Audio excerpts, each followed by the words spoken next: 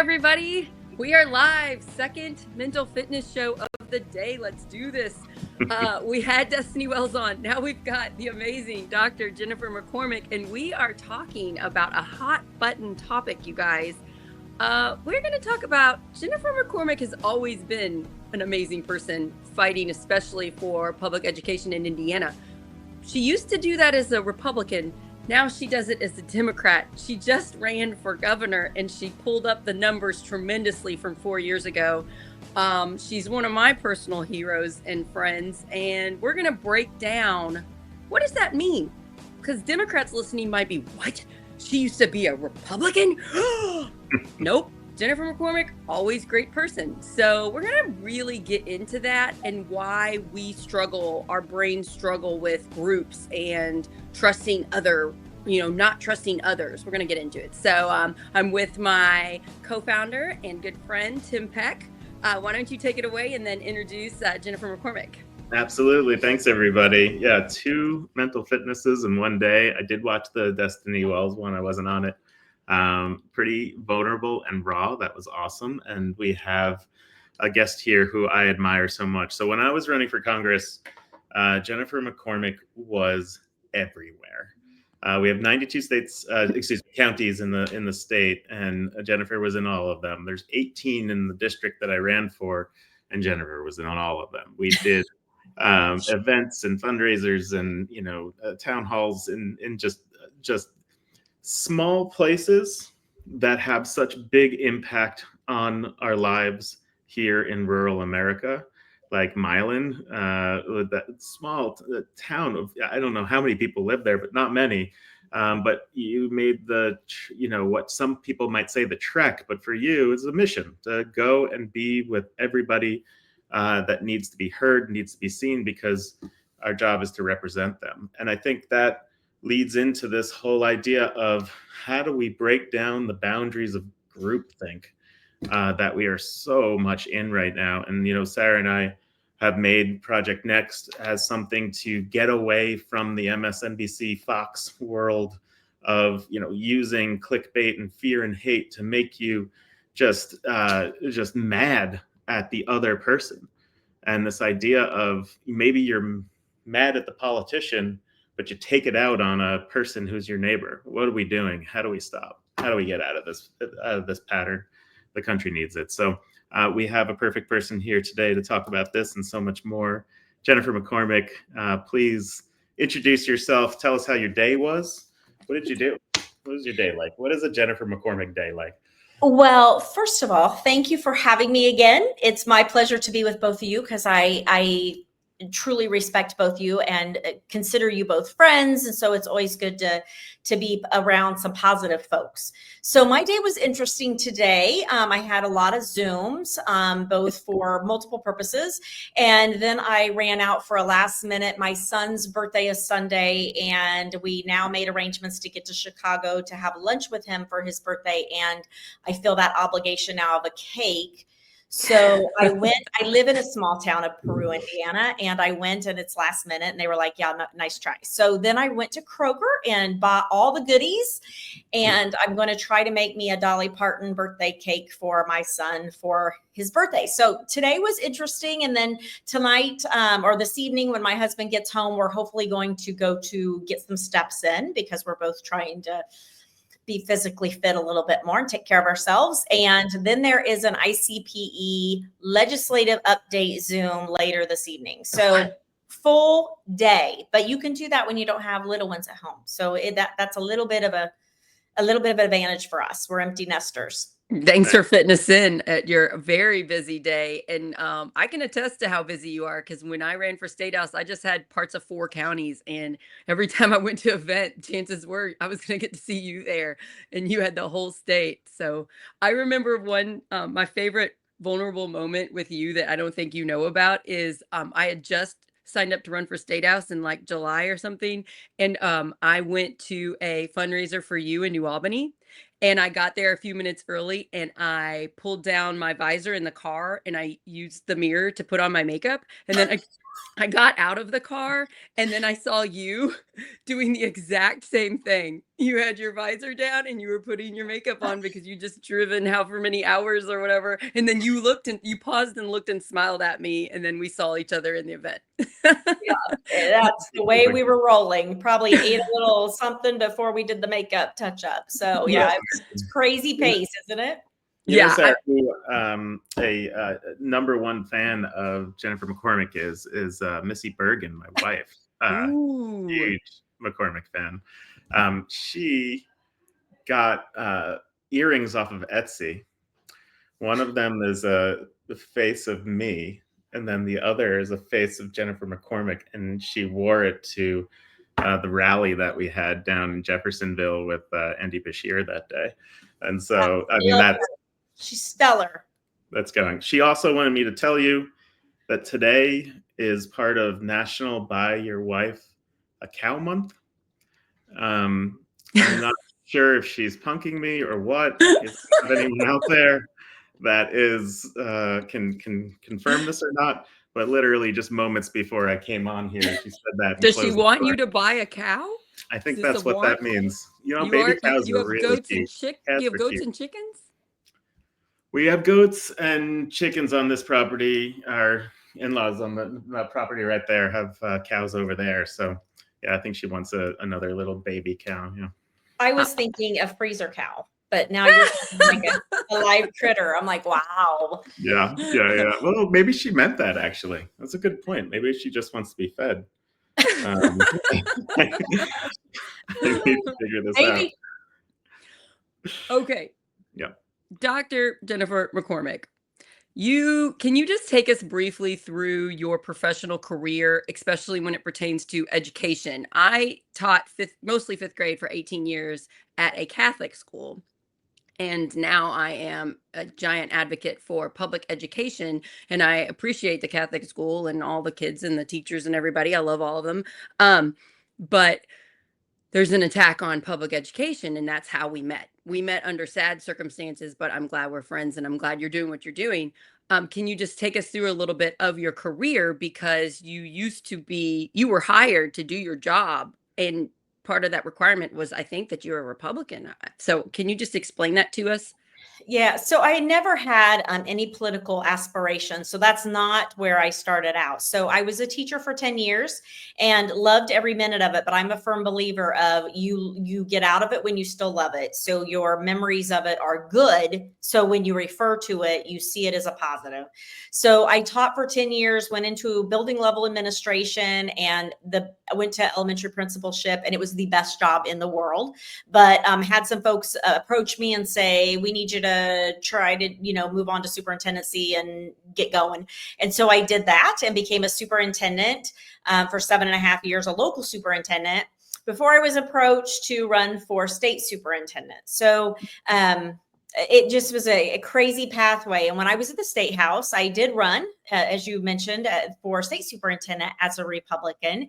But I quickly learned at the State House that where the Republicans are now doesn't surprise me at all, because I saw bits and pieces of it coming when I was at the State House, and I did not like what I saw. I didn't like the rhetoric that I heard. For me, it was about values, staying true to who I am. I've always believed in empowering others. I've always believed in opportunity for others. I've always believed in having a commitment to service. And what I saw, I was like, what is this? And so it wasn't a hard change for me to switch parties, just because of, you look now of where not all, but many at the local level and at the State House and the national, and the Republican Party has really kind of shifted. And not all Republicans, but the party shifted.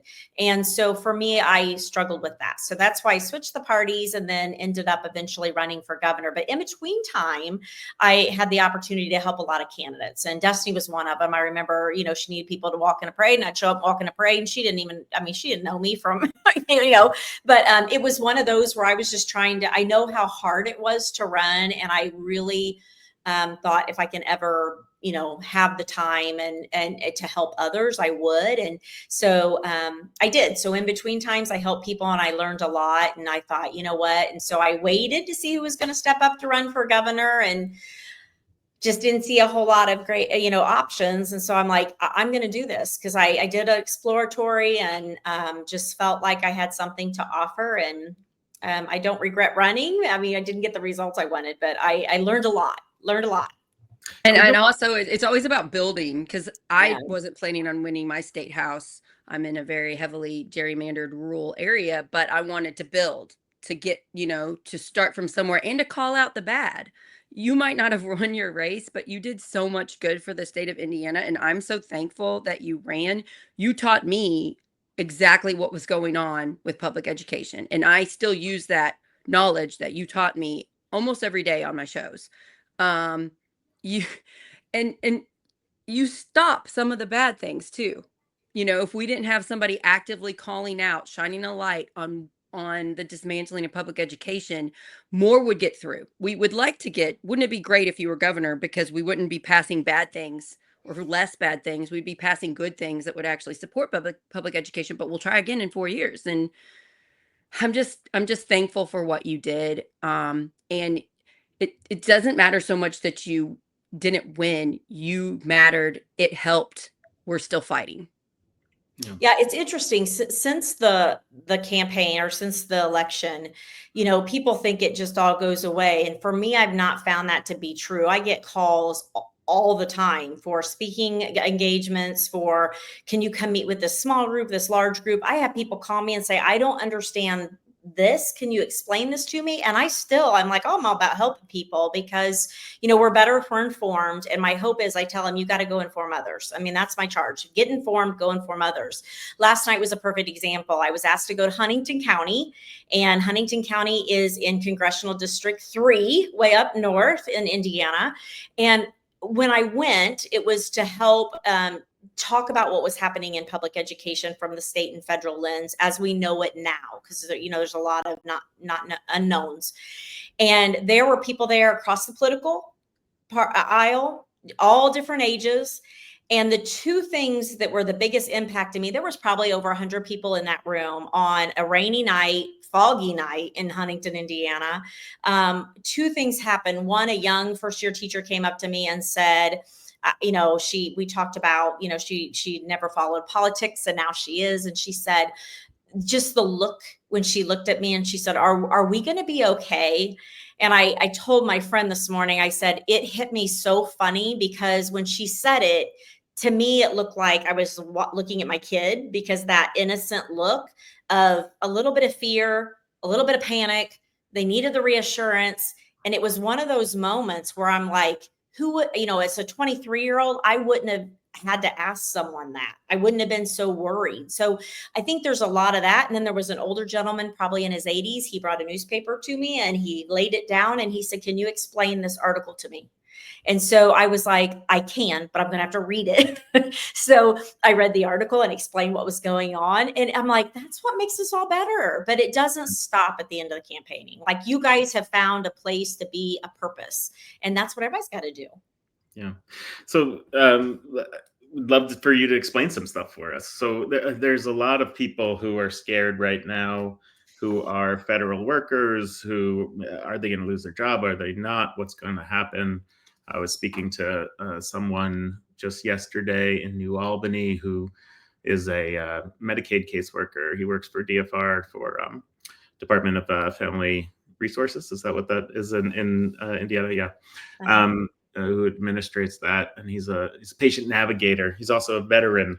And so he's already been affected by this with some of his friends. And so talking about that, what is, with the Department of Education being essentially defunded, dissolved, being broken up, what exactly is happening there? What does that mean for teachers, administrators, principals? Does the federal government really have anything to do with the jobs that we have here in Indiana? And should we be scared or not? Yes. And that's where it comes into, even though our congressional delegation really has not been present, for the constituents that they represent to get to them. Now they're showing up at businesses, they're showing up at some schools, they're doing some small events that we can't just walk into a school or walk into a Rotary we don't belong to, because we probably will get escorted out. So, but they're not being accessible because I don't think they want us to have the information that we're asking. They are themselves, I think, embarrassed, many of them, let's face it. They don't want to face us because of what's going on. But what's happening at the federal level, I would argue no one's talking about it enough. I mean, who's going to talk about it? The governor, not in Indiana. So you have to kind of watch, look at Illinois and look at Kentucky, and they're being very vocal. Look at Michigan and Wisconsin and kind of our Midwest friends. But a perfect example is we don't know what's going to happen with the US DOE. And so people are like, well, who cares? Blow it up. But I'm like, well, let's think about it. We get over $1 billion from that agency, over $1 billion a year. If it goes, that's a lot of money per district. It also is a lot of services tied to our most vulnerable. We have a lot of teachers tied up in that money. We've got a lot of programs tied up into that money, and we cannot replace the money that we receive as Indiana, over $1 billion. We can't replace that. So where's it going? I also worry because when there are concerns, it gets reported to the US DOE as far as special education concerns or 504 concerns, just about the concerns of the rights of people that they feel like are being violated. That's the avenue in which they go. And there are so many levels of where are things going to land and what's going to happen to the money. So when I asked my congressional person, and I'm in CD2, first of all, getting to him in person is impossible, but his team has hours. So I typed up a 2-page list of questions. And when I followed up, it was not a great conversation because they went from point A to point blow up because I had put the questions in and called for just following up on those as he had a chance. But I just want to know, like, are they aware? Are they asking those questions? But, we could go down the list. Medicaid, the state's already cutting, and then you've got the federal who's threatening to cut even more. So it's like a double-edged sword right now. It's what's happening to Indiana, not just education, but across the board. We hear people say, but we don't need a federal DOE. We don't need a federal Department of Education. It's only 1% of the federal budget, or even less, somewhere around 1%. $1 billion is a lot of money to the people of Indiana. How is that appropriated? What is that? I heard you say a whole bunch of things there. Where does that? Who says where that money goes? From the department? What is it doing? Like, who's getting to use it? Is it affecting my kids in the school here in New Washington? It seems very vague for someone who it's just DOE. So yeah. Can you help shed a little light on that? Yeah. So who does it impact? It impacts a lot of kids with breakfast services and lunch services. It impacts all of our kids on like services for reading remediation, which every child needs at some level. It impacts a lot of services with special education and those who may have some health issues. There's just a lot that goes into that. It's some of our school safety money that impacts every single child that walks through a door and every single adult who works there. There's just, a lot of dollars through the title programs and our specialty services that it impacts. And so when people are like, we don't need it, well, where is that going to come from? So when they say we don't need it, are they saying that kids don't deserve to eat and to have services and to have literacy support? Supports for academics. What are they trying to say? That they're not worried about the safety of our kids? Because we can't afford it as a state without that assistance. The red states, interestingly, Indiana is one that takes some of the most money as a state. When you look at the ranking, we benefit a lot from federal money. And I argue, I pay federal taxes. I want some of it back. And if it comes back to feed kids and keep them safe and help them read, I'm good. If it helps our employment, we are employing people, which helps the economy of the state of Indiana. Someone's going to take those federal dollars. So they're either going to come to us, or if we decline them, as one state has, they go to other states. So how it comes into Indiana is it gets filtered in. And when it comes in, it's based on a formula. So it's dispersed through Indiana through a formula. My concern is if we don't know where all that money is going to land and it comes in a block grant and the governor says where it's going to be spent, they can pick and choose based on agendas. And what I am very concerned about, that sometimes their agenda is not to feed poor kids. Sometimes that agenda is not to make sure they get breakfast. Sometimes that agenda is not to make sure that we have the safety to the level we need it. So there's a lot of concern about it becomes a pet project, and there's a lot of fluidity on it and lack of accountability when it comes in as one big block. So who's going to account for over that $1 billion when the governor has all the power over that? We're going to have no idea. When it comes the way it does, there's complete accountability for it.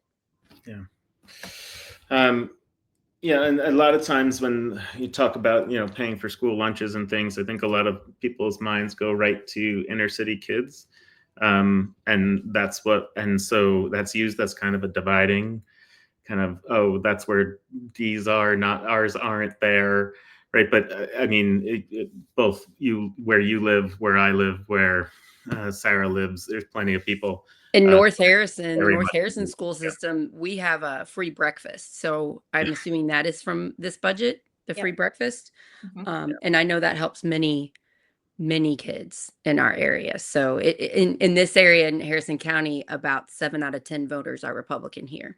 So well, and I think of it too, if they have assistance with breakfast and lunch, then that's money at home that they could put back into the economy, to put back into paying their utilities, put back into paying their mortgage or their rent, to put back into buying things in a local community, to go into groceries. I mean, it's money that can be repurposed. And, I know it's just a difference of philosophy, but many of our super rural areas, like really red areas, very heavy Republican, are some of the ones that'll be most impacted because of just the sheer poverty level. Yeah. So can we talk about that a little bit? This is something I'm interested in. I'm sure you have a viewpoint that, the schools are a huge part of our identity as, Hoosiers and the basketball team that they have. And, you're out of school for 30 years and you're still wearing a New Washington Mustangs shirt, so it's a big part of identity. It's a big part of community, bringing people together, a big part of safety for kids, but it's also the lifeblood of the economy around here, right? My mother-in-law drives bus for the local school district, right? And that school's gone, kind of what happens there. You're just talking about how putting funding into schools allows parents to put funding into buying other things, right? And putting that community. Have you thought about, do people make this argument? Do people think about the economic impact of a school to a community? We try to make it, because I always say that we're the front porch of our communities. We are the face of so many of our communities. When we think of like maybe a district, you immediately think of sports or bands or something that's related to that, because that's the familiarity of others outside of that area. But we are basically now a community center. We're the largest employer. We are the largest, usually daycare provider for if they have any preschool. We are the largest food organizer and system. We're the largest transportation system in that area. And that has a huge economic impact. And as you mentioned, if that shuts down, just the impact of it will dry up many of our rural areas, because they don't have other options for work and, food supply. And so many of them are in childcare deserts and food deserts. We still have plenty of that in Indiana. Healthcare we haven't talked about, but that feeds into that too, because we offer clinics at many of our districts. So we're really kind of a holistic, wrapping our arms around the community and inviting them in. And so we play a much bigger role than most people see or think about now. Many of our districts are behavioral supports for families, and if that goes away, there are none, and many of our kids desperately need it. So it is a huge impact to our economy on so many levels. I mean, it matters in Indiana. In Harrison County, we don't have any big schools that are not public schools. We don't have any big religious or charter schools here. When kids drop out or don't go to school here, they're doing some type of online program or they're being homeschooled. There isn't other options. And most parents need a bus to pick up their kids. They can't be driving them and picking them up to far away religious or charter schools. So when they call it school choice, it's not right. They should be calling it, we want to defund your public school. We want to take your tax dollars and dump it into schools that most kids cannot even attend. Even if they get a voucher, they have to get there. And a lot of the parents in my community cannot get their kids to that location. And the public schools we have here are fantastic. And in my opinion, they're better than those schools. And you taught me that some of these charter schools are scams. They're not even adequate schools for our kids to go to, and we're getting tricked. So when I made this a big part of my campaign, and a lot of people did learn about it here, they still didn't vote for me. I think I got 27% of the vote. That's fine. But I did raise the issue. North Harrison schools are pretty popular. Our sports programs, our music and art and drama and all those things are so needed for our children. I was thankful to you because you came to our Harrison County Democrat Gala about almost a year before the election and taught me more than I realized. And so I used that as my messaging to talk to others. It's got to be frustrating to you, Jennifer. You ran to save our schools. We know that's a popular issue. 90% of our kids attend public schools. How does that make you feel when you're running on such a popular thing? You did everything you could to tell as many people as possible, but Indiana chose the guy that wants to continue harming public education. How do you handle that mentally? Yeah, I mean, it goes back to you continue to inform people because there's so much misinformation or people who are uninformed. But let's be honest about this. We have Democrats who support school choice. And so I look at the mayor of Indianapolis, and he is a huge proponent of choice and sponsors a lot of charters. And so it's not just a partisan piece of this. So I think we have to be honest that it's not just a Republican thing. It also is, that crosses the aisle. It just goes back to if you believe that public education is the foundation of democracy, or do you not? I mean, that's the reality of it. I mean, that's school, which, that's the backbone of school choice. Yeah, I'm really disgusted because I came from a Catholic school and I taught while vouchers were coming around, and we were told what a great thing they were. And I did not realize it was harming kids in the public schools, that they were losing funding. I was never told that as a teacher in a Catholic school. And now I know. There was a high school student, I think it was St. X in Louisville, but I'm not 100% sure that was the right school, who wanted to write in the paper at a school why saying school choice is bad and hurts kids that attend public, and the school wouldn't let him print it. And so he went public with it. And I was proud of this kid. There is a lot of misinformation about school choice, and I can openly admit I was a part of it. I believe things that weren't true when I attended or when I worked there. And that doesn't mean I don't like the school. It's a complicated, complex thing. It's not black and white. I can still appreciate that school, but then say parents should pay their money to attend because the majority of the parents that use the vouchers could afford to send their kids to school without the vouchers. This should tell us everything. So right now we have the budget at the State House. We're kind of in between where things are switching chambers. So we're halfway to see what disaster's coming.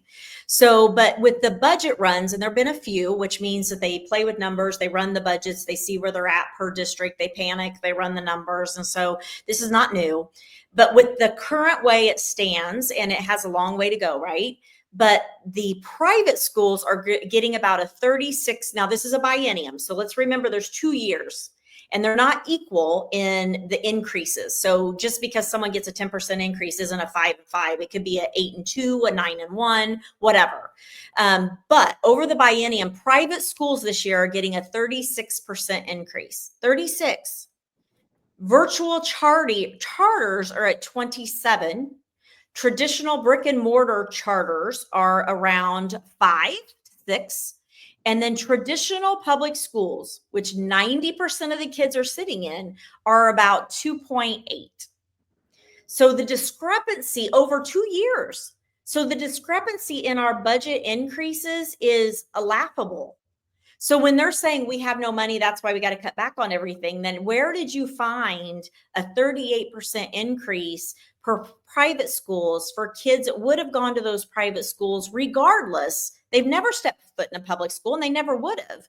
But can you imagine our most at risk and our most population and the most services, like take that money and start filtering it back? But that budget alone, you budget what you prioritize. And they have told us they're prioritizing virtual charters and private.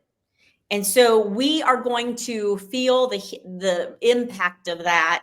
We're already feeling it, but I can only imagine in 10, 20 years, it's not going to be good. Yeah, this is terrifying. Can you explain a little bit about what you just said around people who can afford it are using these schools and they're getting the money? What does that mean for someone who's never heard about this issue? Yeah. So what we do every year in Indiana is we do a choice report. And so we look at the trends of what has been happening in that voucher program. And what it shows us is most of the kids who are taking advantage of the voucher program, most of the families, the kids have never been to a public school. So it was sold as these kids went to a public school. The public school wasn't a good fit for them. Yeah. Or it's a failing school and they're trying to get out of it. That's not the truth. So the overwhelming majority have never been to a public school. It had no plans to go into a public school.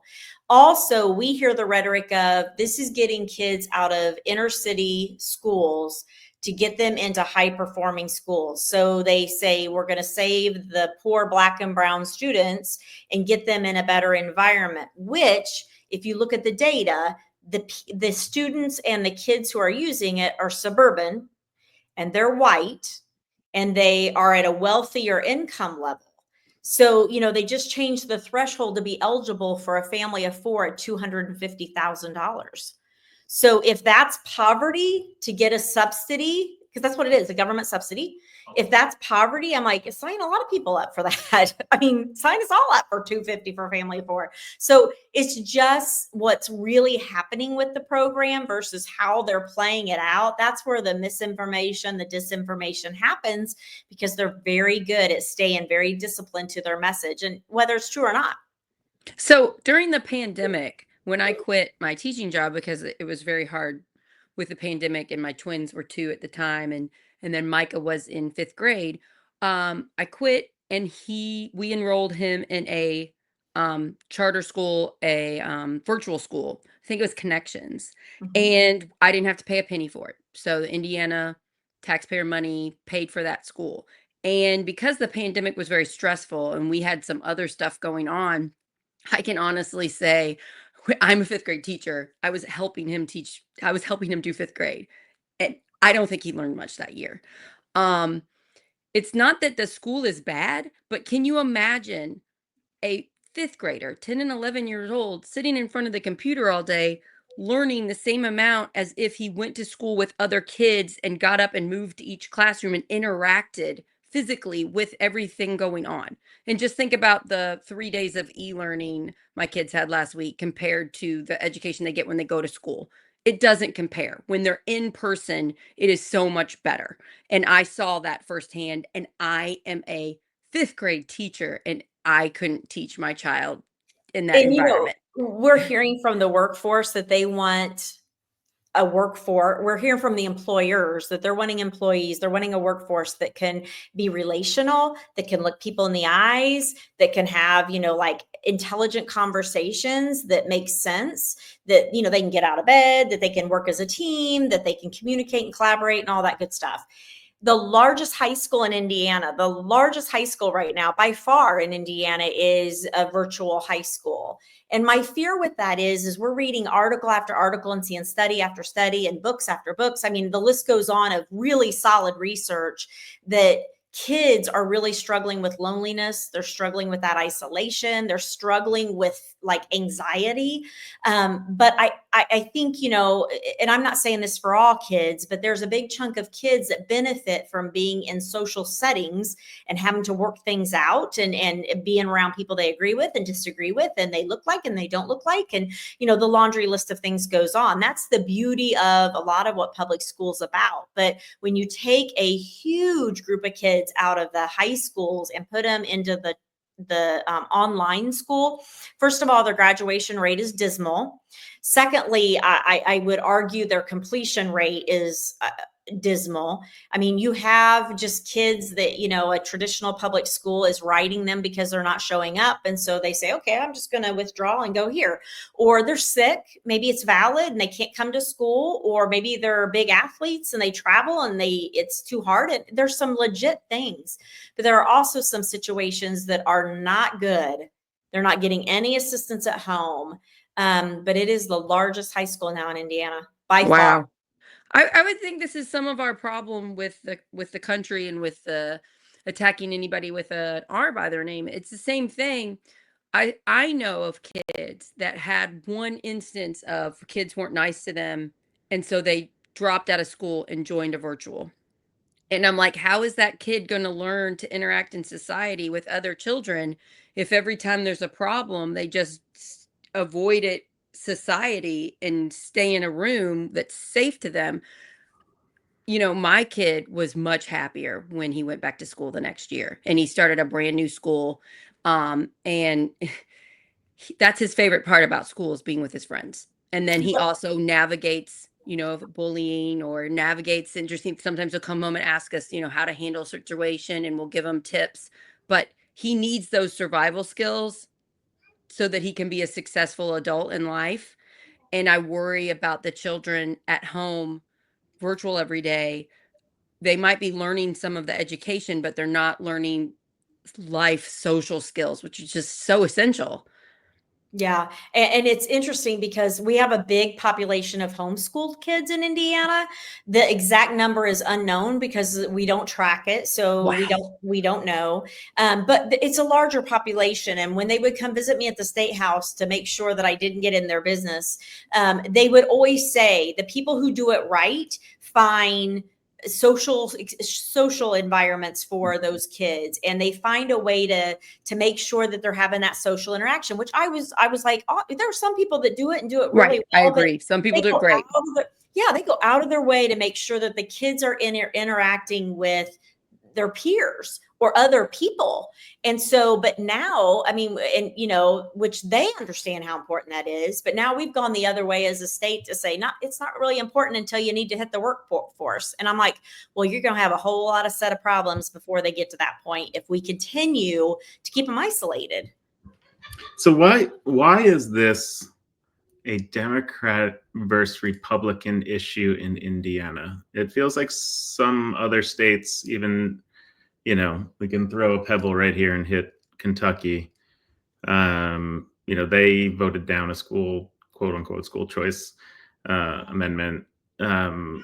What about Indiana makes this dynamic happening? Really, I would not even say it's a Democrat or Republican individual issue. It's a party issue. So the Republican parties have been incentivized to push. That is why when they did the vote, the ballot initiative down in Kentucky, and were voting on privatization of education, they had a ton of Republicans pushing for that vote. And then when push came to shove, the Republicans, that was the Republican Party pushing for it, but the actual Republicans and Democrats and independents and libertarians in Kentucky said no. I would say that's true here, but they will never put it to a vote. I think it's exactly the same. When you get into some areas and you explain to them, they're like, I don't like that either. And they're Republicans, but they don't understand that that's the only game in town because it's coming from a bigger entity, the same entity, which I know people think you're talking, the whole conspiracy theory, but Project 2025 didn't come out of nowhere. And there were pieces of it that Indiana was one of the leaders to early on. And one of them is school choice that came out of that. The goal is total privatization in the end and micropotting in the end. And so Indiana's ahead. But I really think if it were put to a vote, like many things in Indiana, that the majority of us would be aligned to protect our public education. I had somebody on the Harrison County Democrat Facebook page say about another issue, why don't we vote on this specific issue in Indiana? Well, Indiana lawmakers took away ballot initiatives quite a while ago. So in Indiana, we cannot vote on issues. They took that away from us. We are 100% relying on those that were elected into power to make those choices. I agree with you. If it was a ballot initiative, if it was put on our ballot, it is not a Republican Democrat issue. It is something that 90% of our children use and need. And I think the majority of us would protect our kids if we were given the choice. So it upsets me that we don't even have that option. Yeah, one thing I did learn at the State House, it became very clear very quickly that it did not matter if the initiatives that were coming from the higher ups to our State House leaders made sense for Indiana or not. If they had their marching orders to get it done, they were going to get it done. And I'm like, but we don't even work that way here. Like I was trying to be a reasonable, rational, common sense person and pay attention to our fiscals and be efficient and effective and not be wasteful. And that simply doesn't matter. So if there is an initiative from the powers to be, you can see it now. They're all getting in a line and they're going to follow it. They'll follow it off a cliff.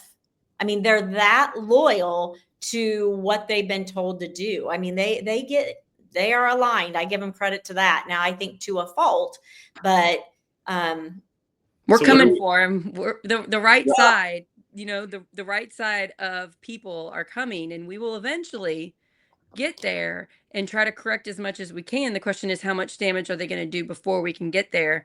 And they're really pretty brave about damaging as much as possible with our education system.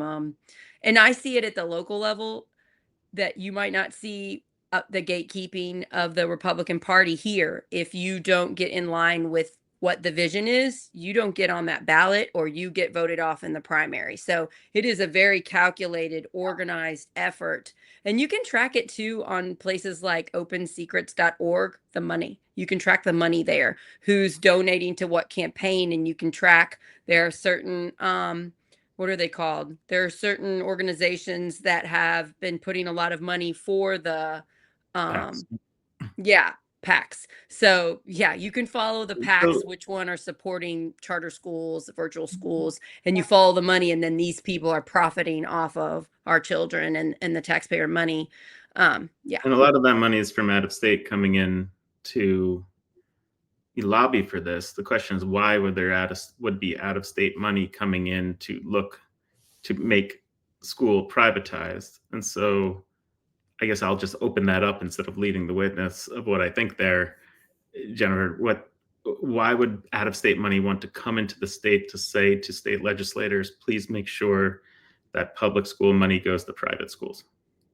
Yeah, it's really kind of a pass-through model from my experience. So if you've got really wealthy out-of-state pushing agendas, those agendas eventually are going to create a mechanism for a lot of money to flow back out of Indiana into their coffers or into their organizations or into their foundations. And so really it's kind of a pass through. And I will tell you, the money that comes in, they get that and a lot of some coming out. And so it's really just a mechanism to, they push, they get agendas through. Those agendas aren't going just for the good of the cause. They're going because there's money somehow at the end of the rainbow for them. And then it comes right back to them. So a lot of agendas from my experience of what I watch were very, very much tied, not to a little money, to a lot of money. And you have to have the will of the leadership to say no. And that's not going to happen right now until we make some changes. And that money, so when charter schools are kind of owned by private entities, they could be out of state. Is that right? How does that work? Yeah. Yeah, you have authorizers and organizers, and they both play a different role, and they could be from several places. Now, some of that's defined in state statute, who can, sponsor what. Or who can authorize what. But it's very interesting when they call themselves non-for-profits. When in truth, I mean, they're stretching it. So, that's Indiana's kind of been a little bit of a free for all in that space, but that's where those out of state players, and, they get so bold in Indiana that if they're not performing and they shut down, they just open right back up under a different name. I mean, same people. And so then they shut down again and they take their millions of dollars and they go. And so, and people are like, well, that's just the way it works. Well, but that's money that should be going to a bunch of kids, to their education. Like, we are only going to be better as a state if we are educated and healthy. And what we're doing right now is giving that money right back to some very, very wealthy entities at the expense of our kids. Yeah. You can ask kids to skip breakfast for giving money. So that some random rich person can make more money. Yeah. It's painful when you uncover the truth. And I appreciate you doing such a good job telling people that. I want to shift the last part of the conversation to what we put as the title of the show, about we really favor people if they say they're on our side. And sometimes we just blindly assume they're good if they are Democrats like us or Republicans like us. And we just say, I'm voting straight party this thing no matter what. I really campaigned on vote for the person, not the party, confident that the people on the Democrat side on my ballot were the better people, but I was comfortable to say that. Don't vote straight party Democrat. Look at the person.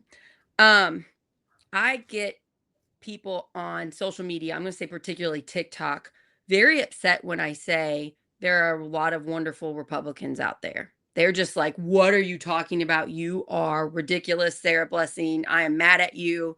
And I met so many amazing Republicans when I advocated for good Republicans to win the school board. I met so many wonderful people trying to save public education. And I know they voted for you because you were trying to save public education. And I know they told their friends to vote for you. And I know they tried. What message do you have for those listening that are very no, always vote D, always vote, the ones that the other people are evil? What advice do you have for let's not be mad at our neighbors that call themselves Republicans, or our neighbors that call themselves Democrats and you only like Republicans? What advice would you have? Because this is a big problem nationally. I think it's twofold. So first of all, I agree that you've got to really look at the person. I mean, their character, their values, you've got to pay attention to that. I am a firm believer in that. Secondly, though, we have to now, because even the best of the best people, I've seen it happen, collectively get in line. And so we have to consider, yes, the person is extremely important, but we have to consider like the dynamics of the makeup of where they're going to land in an elected position. So for instance, if you're in a really red area, you're probably going to have a county council or whatever that's probably all Republican, maybe one Democrat, but pretty Republican. That's the time where I agree with you. It's like, okay, they're really good people. We would rather have really good people on there than crazies. And so you really look at that differently. If it is a matter of it's going to change the dynamics of the board, then I think you have to look at that too. So I think it's a twofold, and my views of that have changed a lot as far as, but I don't think people got in line as much back in the day. I mean, I think they were more independent thinkers and would do what was right.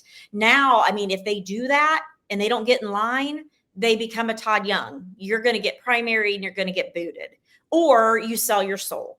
I mean, you have a choice.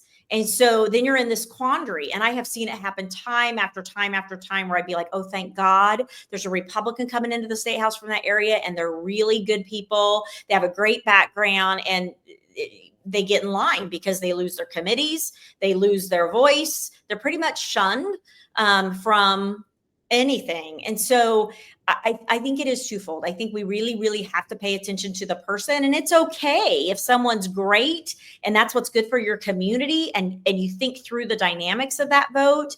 I think that's wise to be an educated voter. But I think too, we just have to be very careful, and it's not in a lot of places in Indiana, but very careful when you've got that lopsidedness that you're looking at. I think we have to be careful. In my little So town what's of a good in my little Go ahead, town of please. No, Palmyra, it's all sorry. Republican in Yeah. the town council.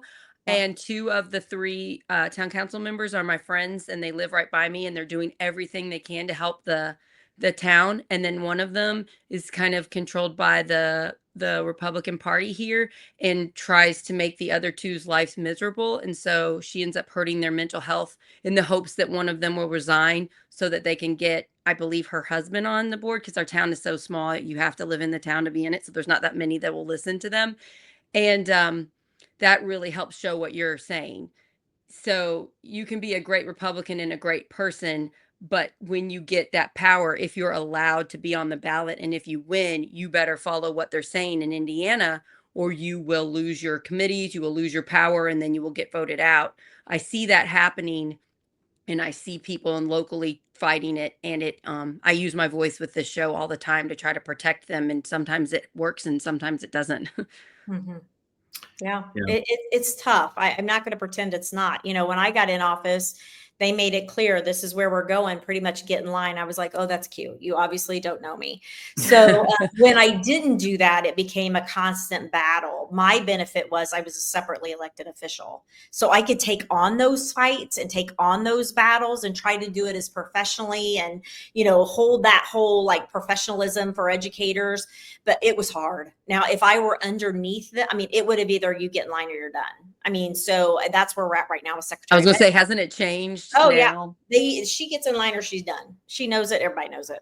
So they've elected somebody that's either going to do exactly what they want with destroying public education, or they're going to get rid of her. Yep. They appoint it now from the governor's office. And if you don't get in the line, it's no different than what's the federal level. We look at Trump's cabinet. If they don't get in line, they're done. Right. So, Can I ask you a question? Did you want to become a Democrat, or did you want to get away from the Republican Party? no, for me, I was watching the Democrats. I was paying attention to their values, and I had much more of a relatable, I could relate much more with their votes, with their rhetoric, with their actions. And so for me, it was just a very natural fit for values. So it wasn't that I was just like, oh, I got to get away from, I was over what they were doing, but I could have very easily said, I'm just an independent, which I had a lot of people say, don't become a Democrat, stay an independent. But I watched what they were doing, and I got to know so many of them, and they were so passionate, and I was watching what was happening at the national level. And so there were a lot of things with that, but I chose to be a Democrat. I very intentionally chose that move. Yeah. Sarah and I have had this discussion for months now of, similar thing. So I was an independent for my entire life. I didn't pull Democratic primary ballots. I didn't pull Republican. I didn't go to the primaries. I did not want to go to the primaries for that reason. Mm-hmm. I wanted to stay independent because I know you get labeled that way. And as things have started to develop over the last 10 years, as someone was talking about, what I thought about, I align a lot with a lot of Republican values and a lot of Democratic values. But what I thought about the Democrats was that they allowed me to be who I am, right? And Yep. Sarah and I are toward the middle of this party, toward the the right side of the middle here.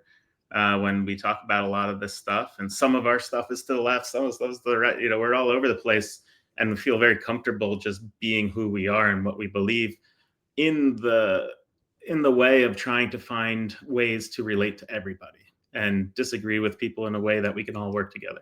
And I think the Democratic Party, at least the Hoosier Democratic Party, has allowed us to do that. And I wonder, have you seen that type of welcomeness in to thinking differently in the Hoosier Party? And and you have a national presence as well. Is that different in the national Democratic sphere? I'll tell you, nationally was much easier, to be honest. I mean, nationally was they opened arms and said, welcome, thank God you're here, and you got to stay with us. I mean, it was very different. At the state level, I knew it would take a little bit of time. I knew it would take that relationship building. I knew it would take, I kept saying to people, you watch my actions.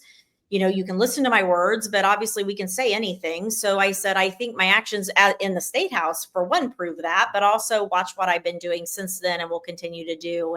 But there are still folks out there that, it doesn't matter who it is, that if you were once a Republican, they just can't get past it. And my talk with them is, we can't afford not to be, like we say we're a big tent. We can't afford not to be a big tent.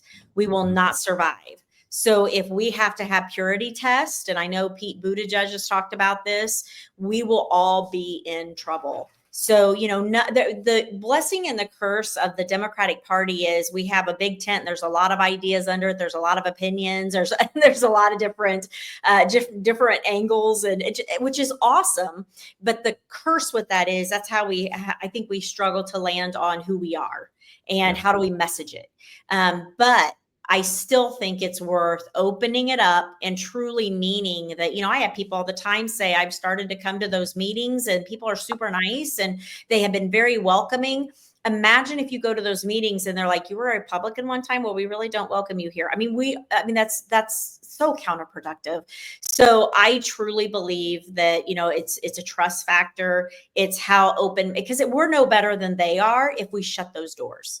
If we shut those doors on other people, we're judging and we're no better. So I'm not saying it's perfect. A lot of people have been very opening, like, come on. But there are still some people that are out there that are like, not so much.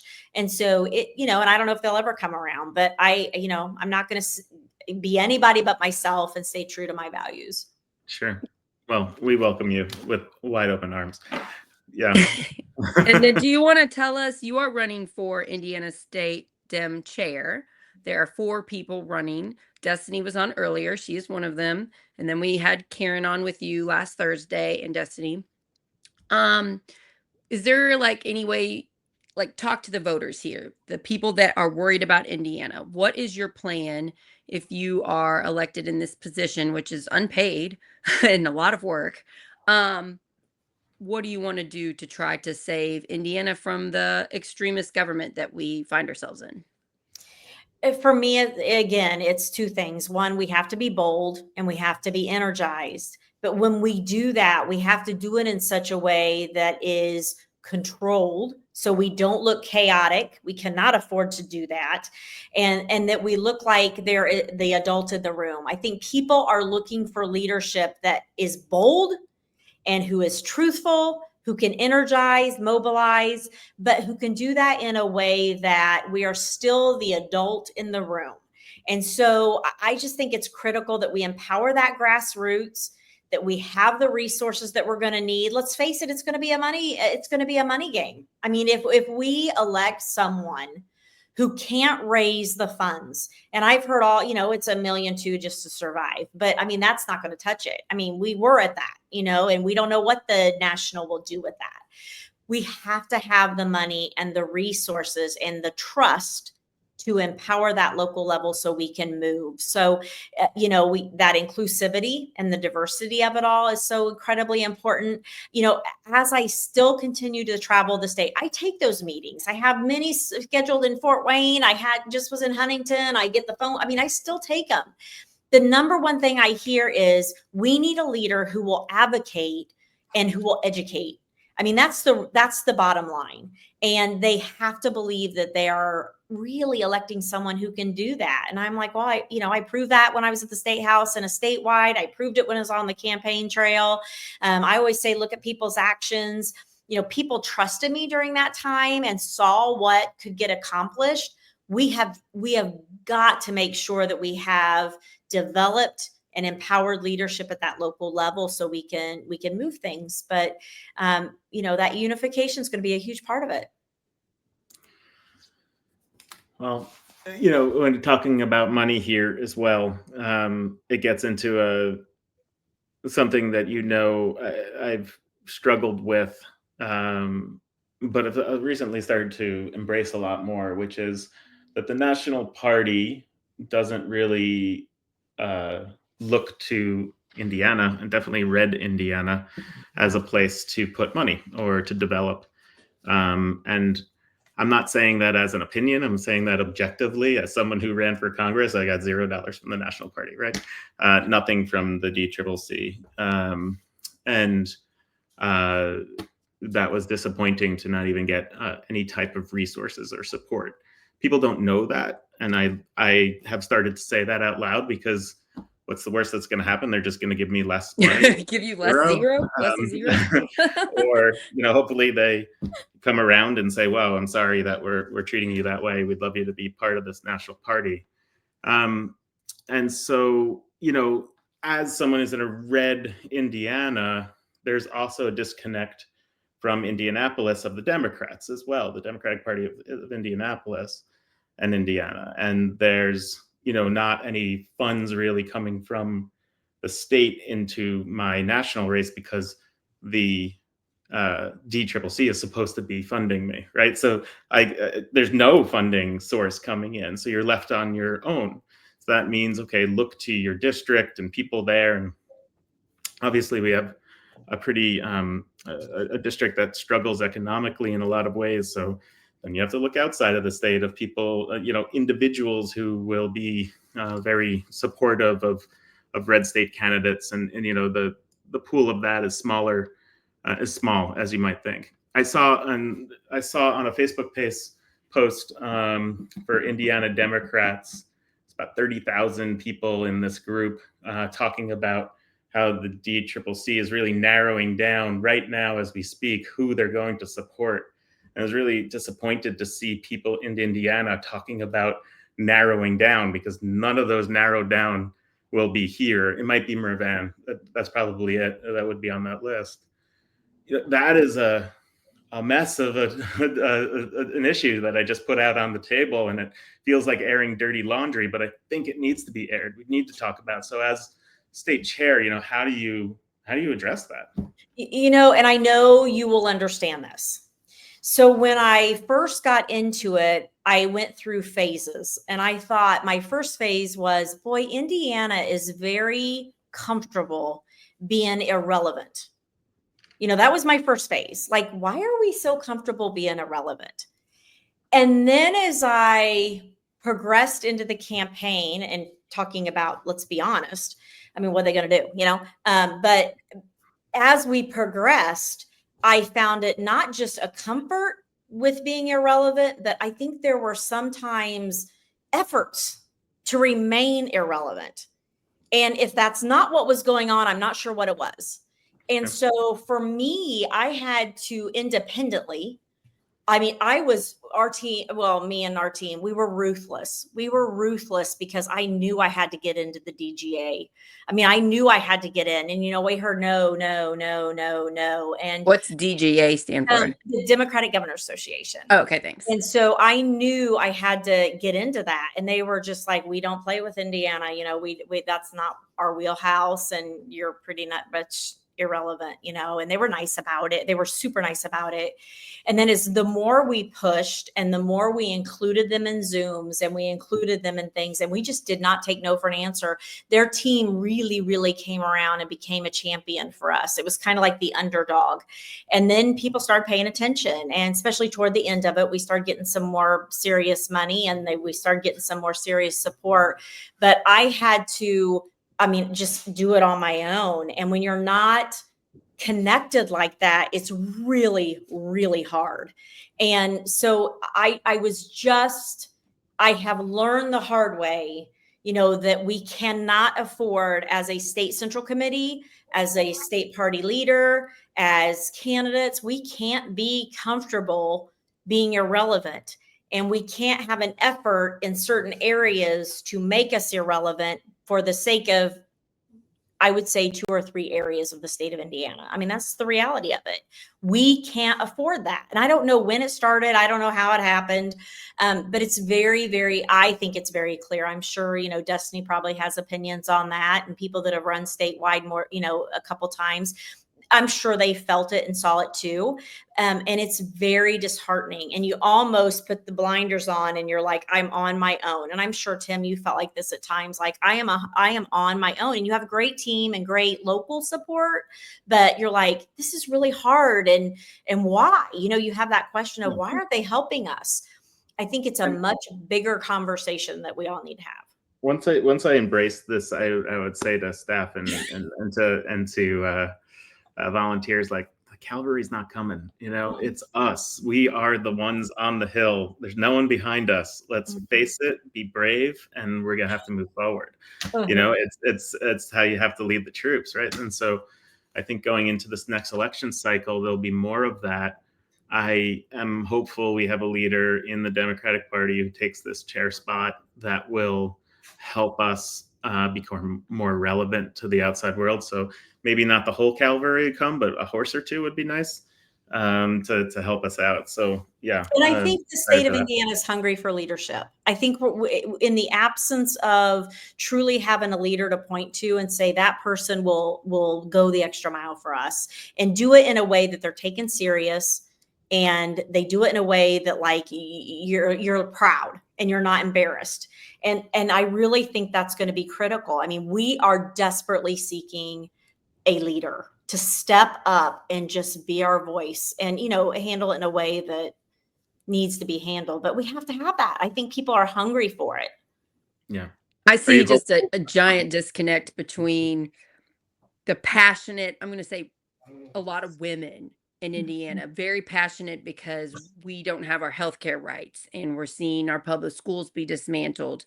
And I would say some of the Democrats are panicked and high anxiety. And sometimes they can be a little bit hard to listen to because they're so emotional.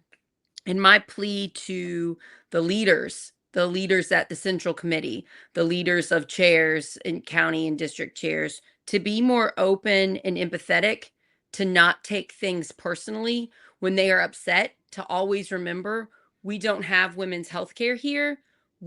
Our public education is being destroyed, and we are a little bit traumatized from it, honestly. Our government is really going after our rights and stripping them away and hurting us and hurting our children.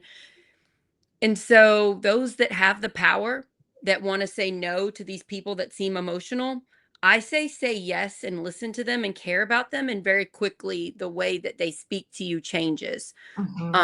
We have to have empathy for them. Never forget. If I had my children here after that decision, I might not be here. I almost died anyway, delivering my twins that were triplets. I'm never going to forget that. I am always going to be fighting for women's rights. And I see people being very vocal about it on social media. And I see the elite people in charge being a little bit judgmental. And my ask for those of you watching that have some power is to just be empathetic, listen, care, and acknowledge how bad we have it in Indiana. And we've got to fight and work together to get our rights back. Yeah. And a whole other show could be women supporting women. I mean, people assume that's the way it is, but you have to be real comfortable in your skin to support other women. And that's an area too that we have a lot of room to grow. So let's be honest. But that's just one of those areas that people don't talk about it enough, but it's real. And, you know, it's like, we certainly don't have time for drama. We do not have time for that in our party. We do not have that. I mean, there's a lot going on, but really having an honest conversation about the peer support for women candidates with women. I mean, it's just, it's a reality of it. That could be a whole other show. And it will be. We will be covering this. Yeah. It's real. Yeah. And I am just so proud of the strong women at the state ticket. And, you know, I'm so proud of you and so thankful you stepped up and that you're trying to save our children. I thanked you before I ran for state house at the gala. I thanked you. I said I had 3 children and I need to do all I can to protect them and protect all the kids in this state. And I still feel immensely grateful for all the tireless work that you're doing every day for us. And it fuels me when I am tired. I can think about you guys at the state level. Tim and I are going to do all we can at Project Next. We're going to try to unite the community, unite the country, shine a light on Indiana and particularly Southern Indiana, and call out the bad, praise the good. And we're hoping that we can help you, Jennifer McCormick, and continue to be one of these great leaders in our state. So thank you so much for doing this. Yeah, you guys are amazing. Keep being a voice for all of us. And I look forward to coming back. Yes. Welcome platform. Let us know whenever you want to come on. You got something important you need to say. Call us up anytime. We are here for you. Standing invite for sure. Thank you. You guys are the best. I so appreciate what you're doing. So appreciate it. Indiana is very, very, very lucky to have your efforts right now. So thank you. You too. What can we do? What can regular Hoosiers that are watching this, that care and are so, you know, pumped up by hearing you and being a leader, what can they do to support you? Do you have anything you want to ask or anything they can follow? I mean, there's, you know, the state central committee is a little bit not set yet, but, you know, getting to party county leaders, looking on those websites if they're posted, which is a whole other conversation, but congressional district chairs and just getting to leaders who are political leaders and, you know, giving me a shout out, that always helps. You know, for me right now, honestly, and I so appreciate that help. So I don't want anybody to think I don't, because I do.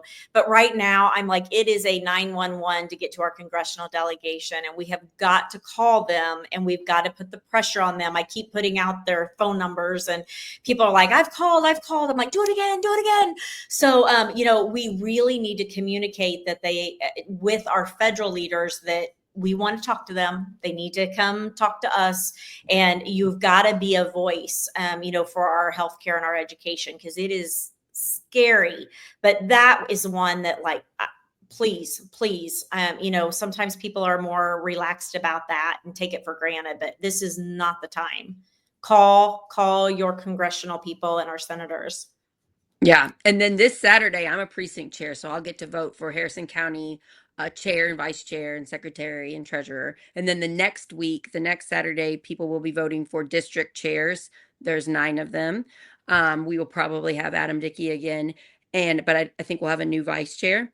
And then the next week, 33 people, including the district chairs and vice chairs, get to vote for chair of the Indiana State Party. So March Madness for me is this reorganizing, and I am a little bit anxious about it. There's just a lot. I mean, I think there's a lot riding on from the county chairs that we need so strong and passionate, to the congressional district folks and the DNC liaisons. I mean, all of it. I mean, there's no room for weak. There's no room for someone doing it just for the title, which I don't think a lot of people do, but there's just, I know we always say this, but it is truly a pivotal moment. I mean, this is huge. Yeah, I am nervous. I'm hoping we get the best people elected. Too. I know I'm planning on running for state house again. Tim is planning on running for Congress again. And we need great organization at the top supporting us. So we've got to save Indiana, for all of us, not just the Democrats, all Hoosiers deserve better here. And I'm glad you're on the good team, the team that's for rights and humanity and our children. And I'm glad that I get to work with you in this hard task. But we will continue to fight because the other is not an option. Too much on the line. Okay, we've taken up more time than we promised you, so thank you for staying with us for like 13 minutes extra here. Have a great rest of your day. Tim, any last thoughts before we close it down here? Let's let Jennifer go. I would love to talk a little bit about with you, Sarah, afterwards, Sure. and wrap this up. But Thank you. Love Thanks, you. So everybody. I'd give you a hug if we were in person, and have a great day. Good job. Good luck with the birthday cake. Yes, thank you. I will need it. Bye. Yeah. That's cute. Bye. Bye. Okay.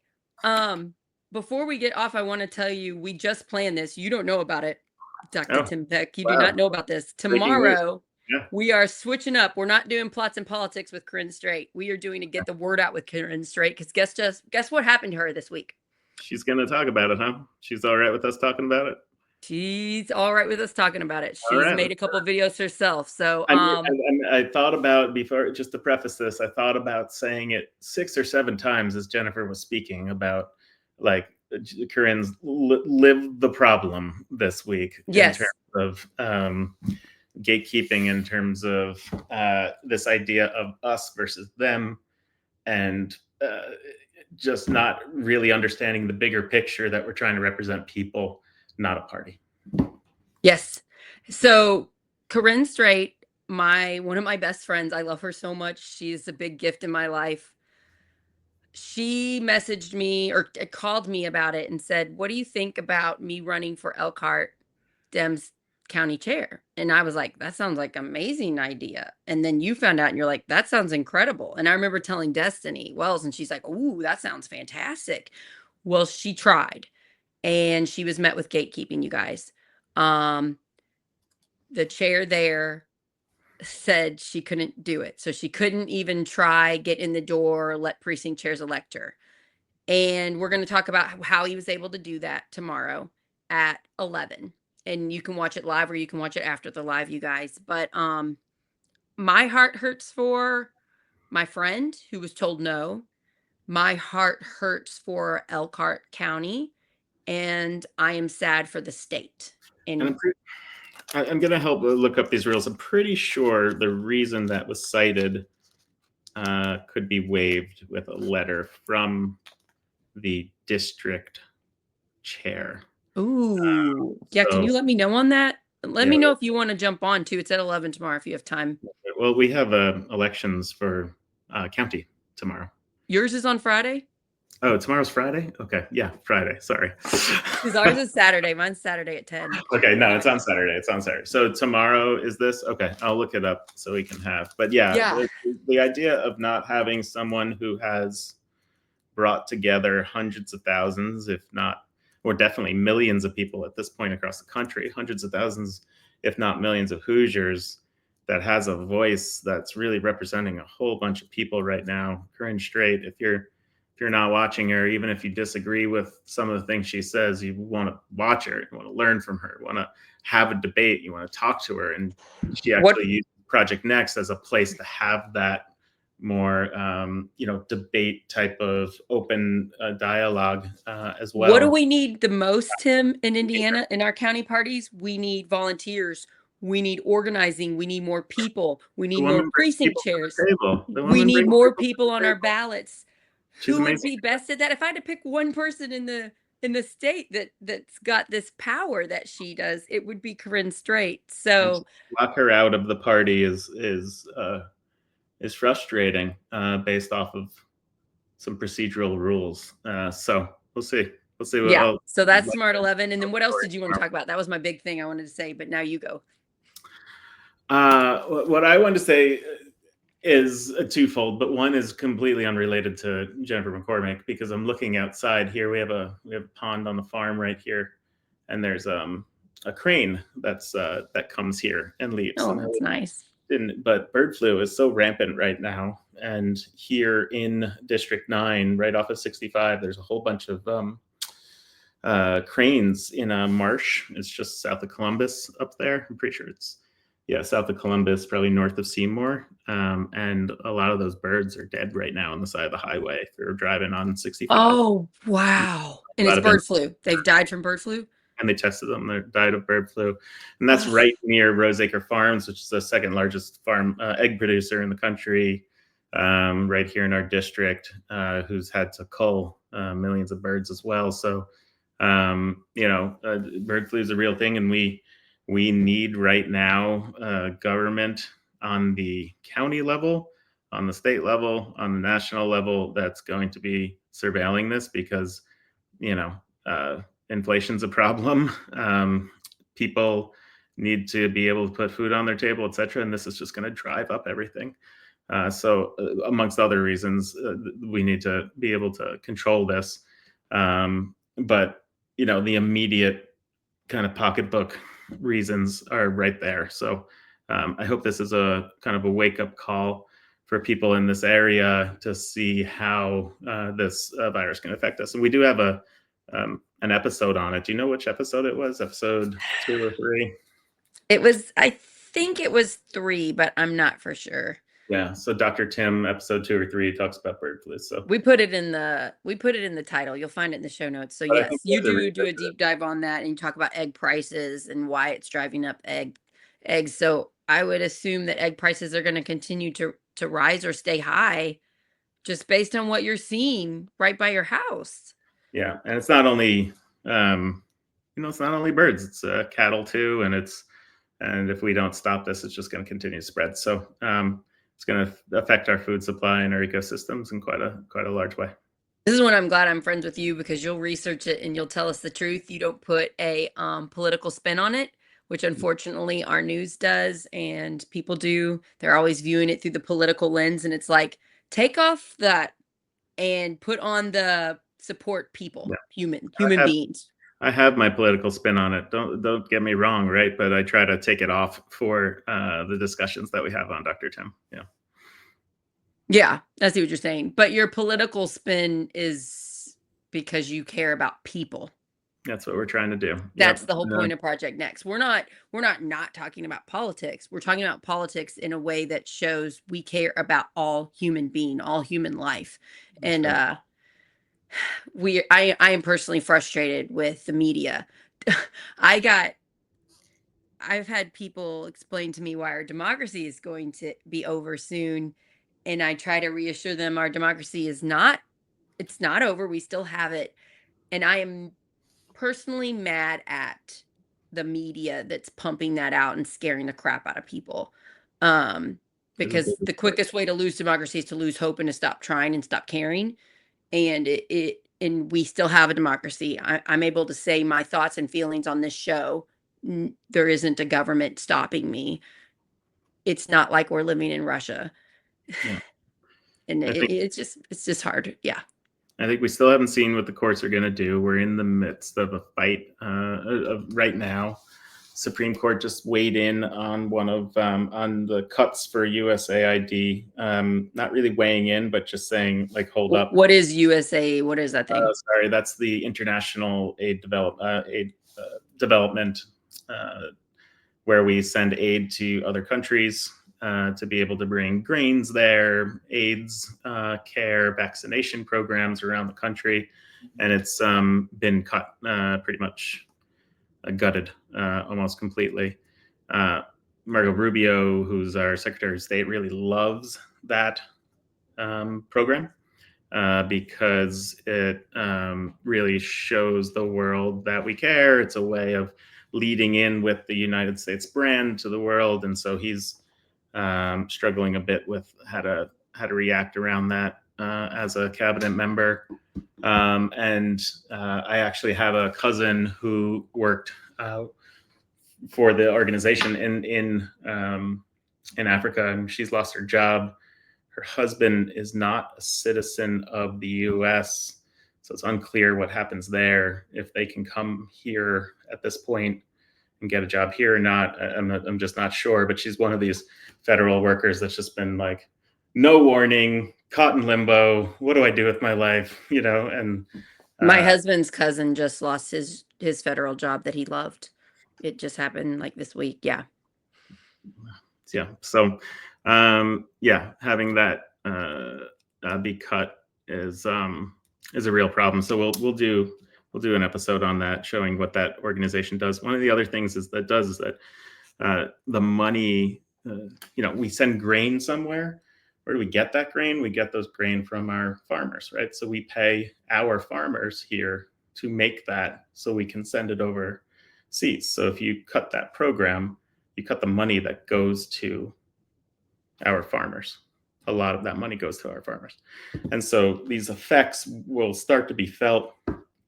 Front page in the News and Tribune the other day was a story of a farmer here who lost their grants of what they were doing based off of this. So, these cuts are going to feel, or we're going to feel them. They're going to be real. And I hope they're, done in a responsible way. It doesn't feel. And we'll try to tell you the truth. We'll try to tell you the truth here.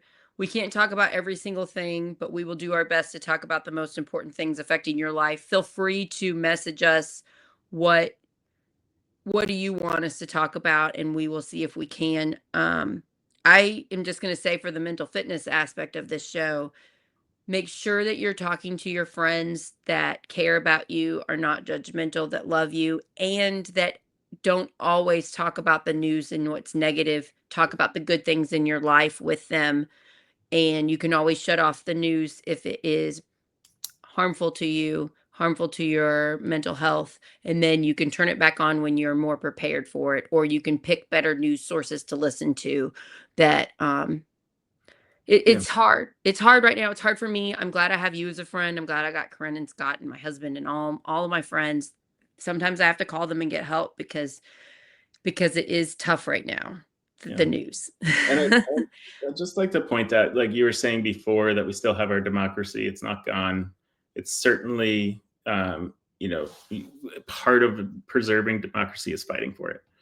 But also know that the system that we have, of checks and balances and the courts being there to stop a lot of the stuff that is wanting to be done is held up right now, or it was done and now it's being challenged.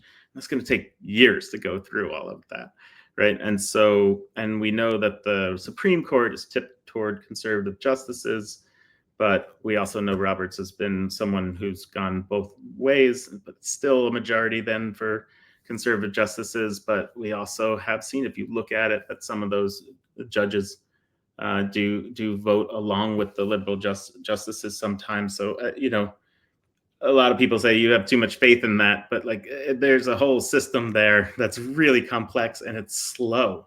And the reason I'm saying it's slow is because in 2 years, we will have a lame duck president.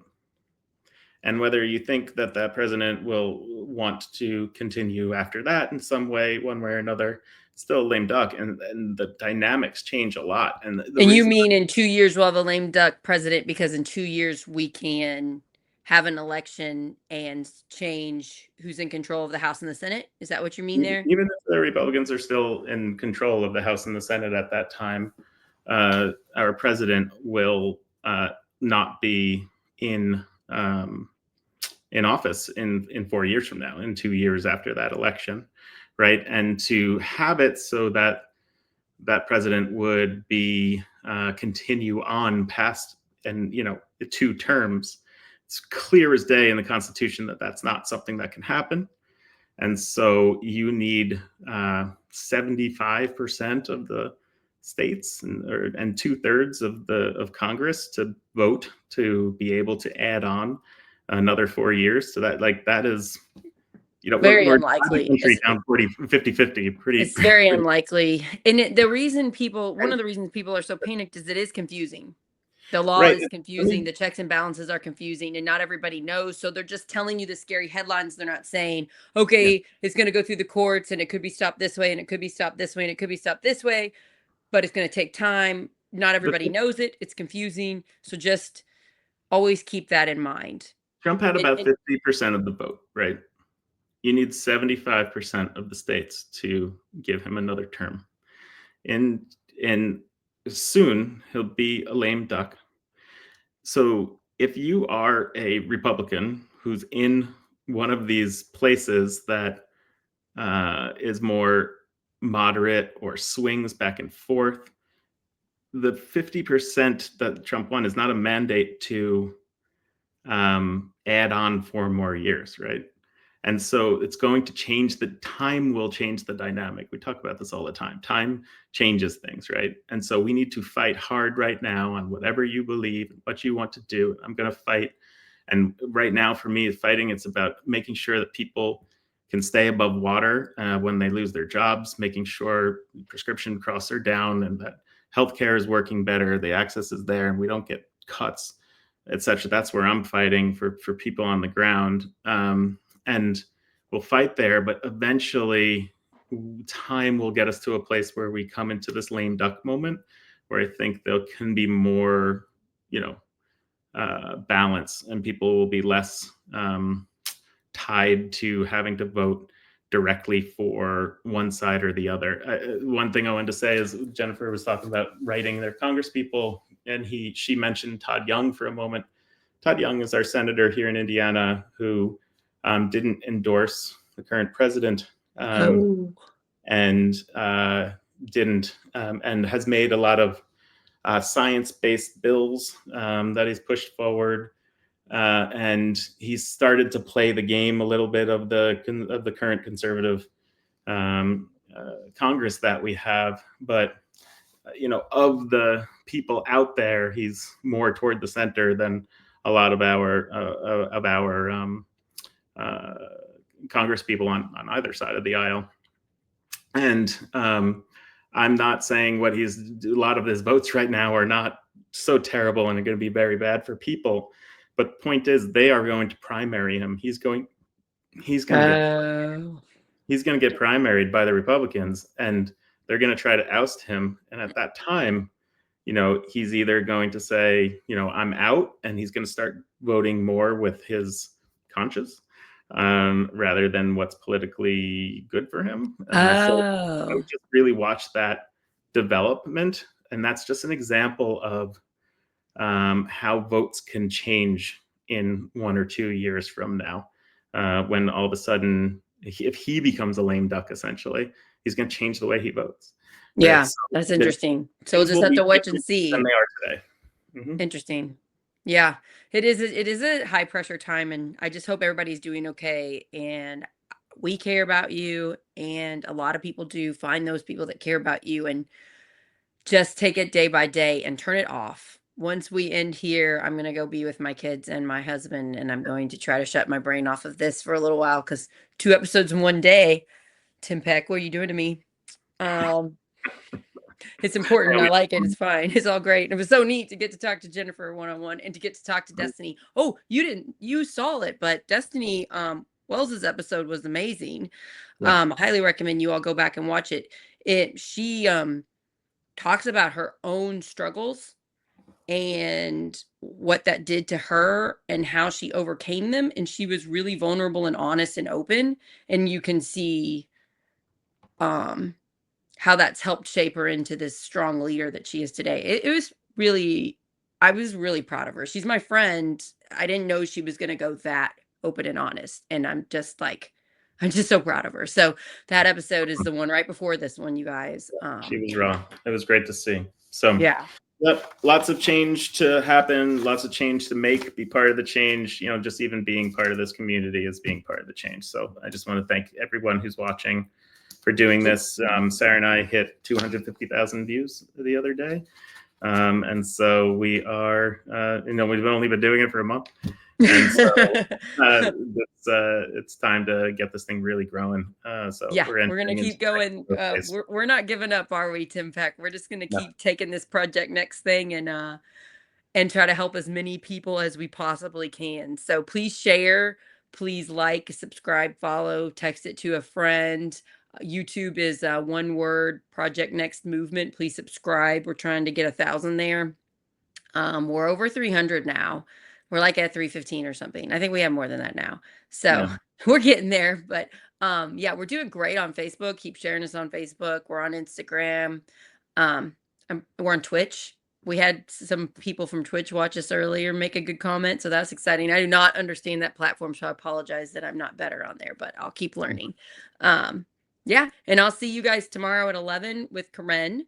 Raw deep dive into Indiana gatekeeping. And then we'll have a Dr. Tim episode next week, probably. You'll probably have an episode with your amazing uncle, who's a Catholic priest. Yeah. That's all I know about for sure, but who knows? The nice thing about doing these lives is we just do them whenever we want. You texted me today after the kids got on the bus telling me we're doing this thing at 4:30, so we can go live anytime, you guys. Awesome. All right. Well, I'm also excited to start doing Lift Up Local soon, where Yes. we're going to go on We site. can start that soon. Yeah, we have the tech now.